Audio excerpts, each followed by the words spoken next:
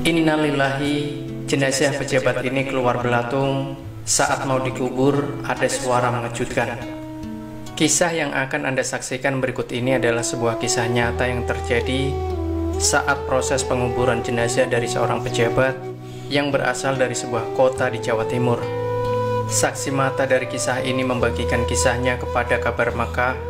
Sang saksi mata menegaskan jika dirinya tak bersedia menyebutkan nama dari sang pejabat serta tempat tinggalnya demi menjaga nama baik sang pejabat serta keluarganya yang ditinggalkan. Semoga kisah ini dapat diambil hikmahnya bagi kita semua sebelum ajal menjemput. Kisah ini diceritakan langsung oleh seorang modin atau pengurus jenazah kepada pemberi kabar. Dengan gaya bertutur, selengkapnya sang modin menceritakan pengalamannya. Saya terlibat dalam pengurus jenazah lebih dari 16 tahun. Berbagai pengalaman telah saya lalui, sebab dalam jangka dan kurun waktu tersebut, macam-macam jenis mayat sudah saya tangani.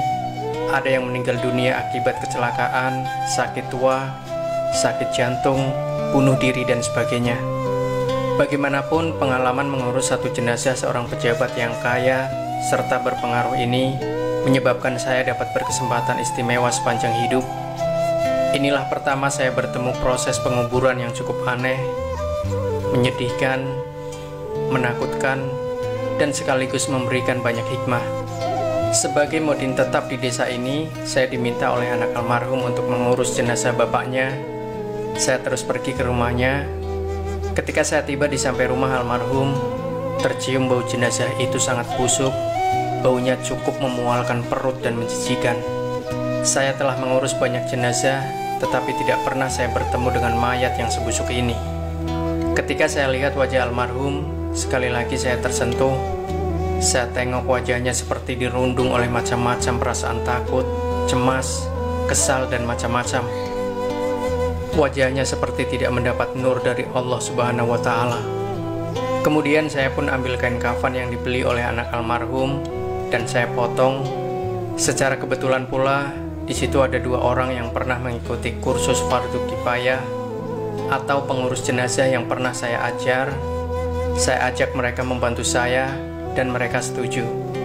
Tetapi selama memandikan mayat itu, kejadian pertama pun terjadi. Sekedar untuk pengetahuan Anda, apabila memandikan jenazah, badan mayat itu perlu dibangunkan sedikit dan perutnya hendaklah diurut-urut untuk mengeluarkan kotoran yang tersisa. Maka saya pun urut-urut perut almarhum. Tapi apa yang terjadi? Pada hari itu sangat mengejutkan.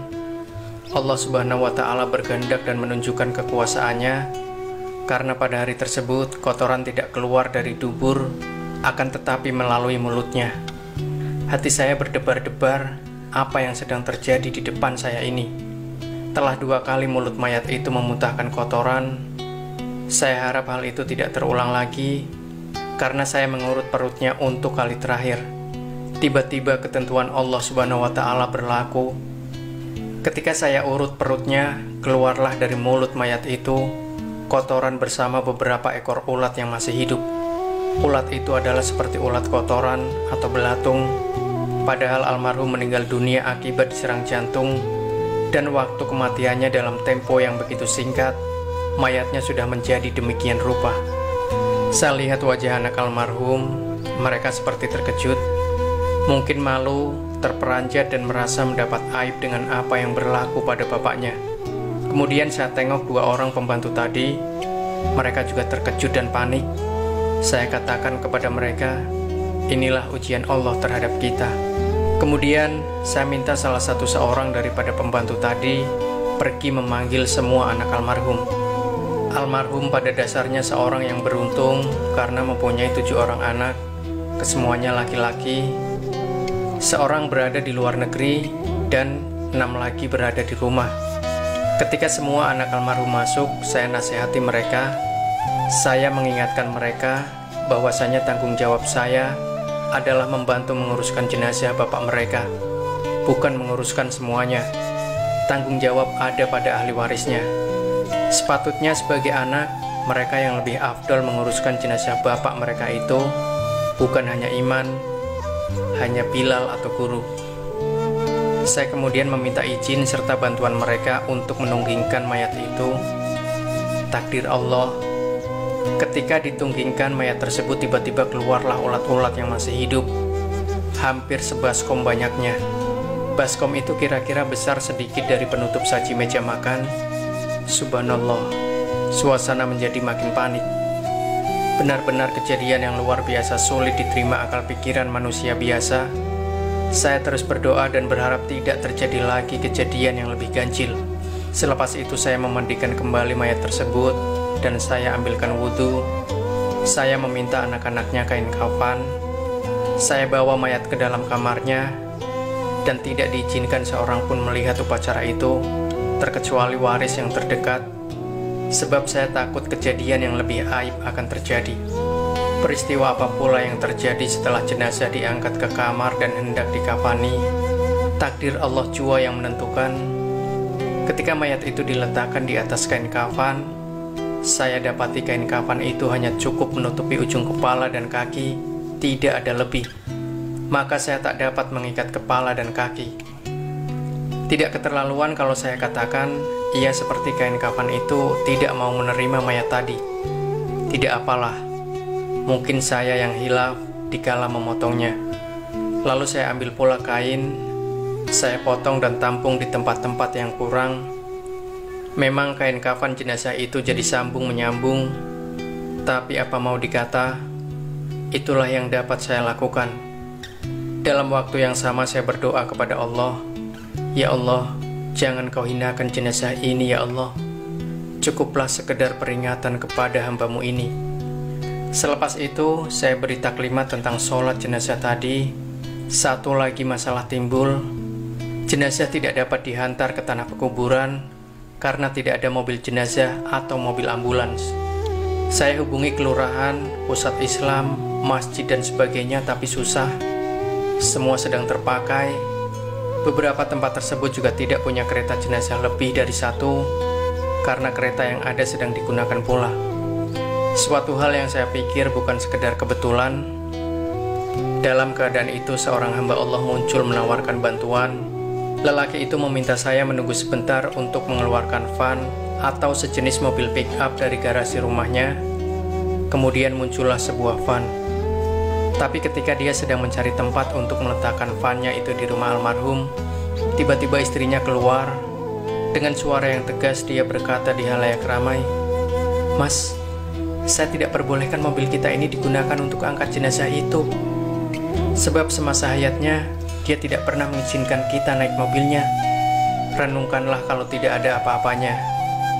Tidak mungkin seorang wanita yang lembut hatinya akan berkata demikian. Jadi saya suruh tuan yang punya van itu membawa kembali vannya. Selepas itu muncul pula seorang lelaki menawarkan bantuannya.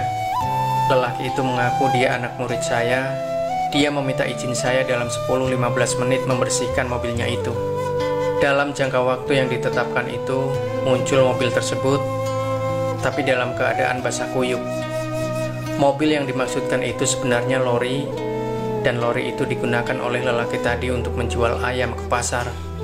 Dalam perjalanan menuju kawasan pekuburan, saya berpesan kepada dua pembantu tadi supaya masyarakat tidak usah membantu kami menguburkan jenazah. Cukup tinggal di camping saja akan lebih baik. Saya tidak mau mereka melihat lagi peristiwa ganjil. Rupanya apa yang saya lakukan itu berlaku sekali lagi. Takdir Allah yang terakhir amat memilukan. Sesampainya jenazah tiba di tanah pekuburan, saya perintahkan 3 orang anaknya turun ke dalam liang dan 3 lagi menurunkan jenazah. Allah Subhanahu wa Ta'ala berkehendak semua atas makhluk ciptaannya berlaku. Saat jenazah itu menyentuh ke tanah, tiba-tiba air hitam yang busuk baunya keluar dari celah tanah yang pada asal mulanya kering. Hari itu tidak ada hujan, tapi dari mana datang air itu? Sukar untuk saya menjawabnya. Lalu saya arahkan anak almarhum supaya jenazah bapak mereka dikemas dalam peti dengan hati-hati. Saya takut nanti ia terlentang atau terlungkup. Na'udzubillah. Kalau mayat terlungkup, tak ada harapan untuk mendapat syafaat Nabi. Papan keranda diturunkan dan kami segera timbun kubur tersebut. Selepas itu kami injak-injak tanah supaya mampat, dan bila hujan ia tidak mendap atau ambrol. Tapi sungguh mengherankan, saya perhatikan tanah yang diinjak itu menjadi becek. Saya tahu jenazah yang ada di dalam telah tenggelam oleh air hitam yang busuk itu. Melihat keadaan tersebut, saya arahkan anak-anak almarhum supaya berhenti menginjak tanah itu. Saya tinggalkan lubang kubur 1/4 meter. Artinya kubur itu tidak ditimbun hingga ke permukaan lubangnya, tapi ia seperti kubur berlobang. Tidak cukup dengan itu, apabila saya hendak bacakan talqin, saya lihat tanah yang diinjak itu ada kesan serapan air. Subhanallah, dalam sejarah belum pernah ada peristiwa seperti itu terjadi. Melihat keadaan itu, saya ambil keputusan untuk selesaikan penguburan secepat mungkin. Sejak lama terlihat dalam penguburan jenazah, itulah mayat yang saya tidak talqinkan. Saya bacakan tahlil dan doa yang paling ringkas. Setelah saya pulang ke rumah almarhum, saya lalu mengumpulkan keluarganya. Saya bertanya kepada istri almarhum, apakah yang telah dilakukan oleh almarhum semasa hayatnya? Apakah dia pernah menzolimi orang alim, mendapat harta secara merampas, menipu dan mengambil yang bukan haknya, memakan harta masjid dan anak yatim, menyalahgunakan jabatan untuk kepentingan sendiri, tidak pernah mengeluarkan zakat, sedekah atau infak? Istri almarhum tidak dapat memberikan jawabannya. Memikirkan mungkin dia malu untuk memberitahu, maka saya tinggalkan nomor telepon rumah. Tapi sedihnya, hingga sekarang tidak seorang pun anak almarhum menghubungi saya.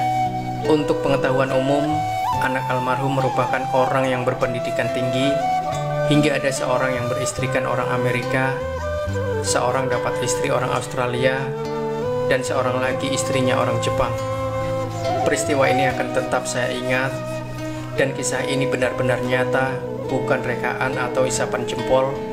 Semua kebenaran saya kembalikan kepada Allah Subhanahu wa Ta'ala, pencipta alam raya ini. Kepada semua pecinta cerita nyata Reborn, tanyalah diri kita, akankah kita menginginkan peristiwa itu terjadi pada diri kita sendiri, ibu, bapak kita, anak kita, atau kaum keluarga kita? Semoga akhir hidup kita semua husnul khotimah. Amin. Wallahu a'lam bishawab.